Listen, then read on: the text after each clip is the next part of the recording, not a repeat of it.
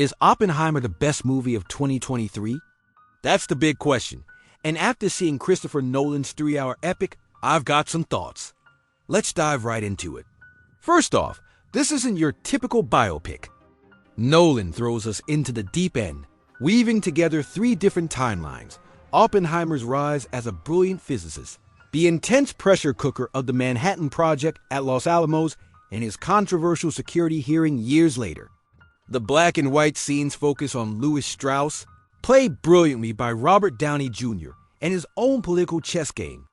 This structure is complex, but it pays off, creating a sense of mounting tension that's almost unbearable. You feel the weight of history crashing down on these characters. The performances are simply phenomenal. Cillian Murphy embodies J. Robert Oppenheimer completely. It's more than just an impersonation. He captures the man's ambition, his arrogance, his charisma, and ultimately his profound guilt. You see the fire in his eyes in the early days, and you see that fire extinguished by the horrifying reality of his creation. This is an Oscar-worthy performance, hands down.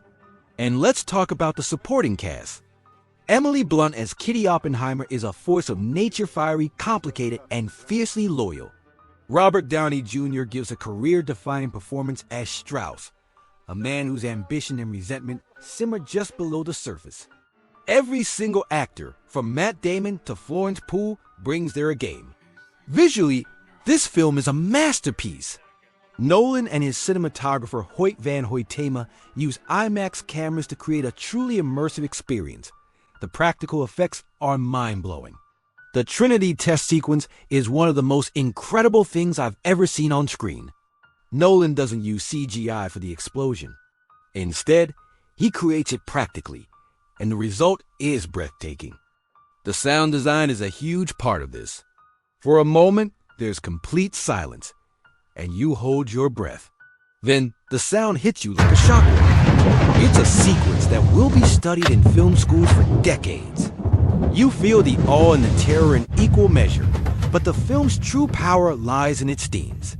It's a story about genius and its consequences. It asks terrifying questions. What is the price of scientific discovery? Can one man's ambition change the world for the worse? Nolan doesn't give easy answers. He presents Oppenheimer as a promoter of the sciences who becomes the destroyer of worlds. The film ends on a chilling note, a conversation between Oppenheimer and Einstein that reframes the entire story. It suggests that in creating the atomic bomb, they didn't just start a chain reaction of atoms, but a chain reaction that could lead to our own self-destruction. It leaves you shaken and with a lot to think about. However, the movie isn't perfect for everyone. Its non-linear structure and dense scientific dialogue can be challenging.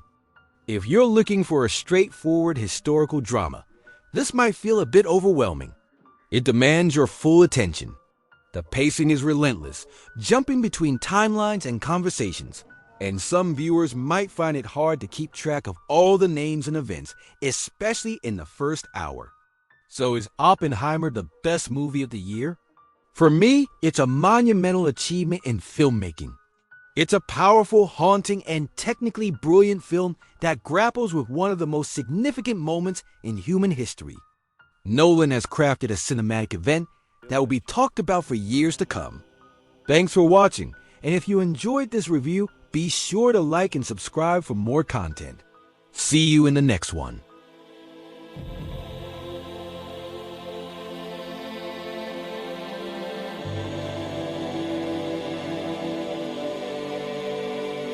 You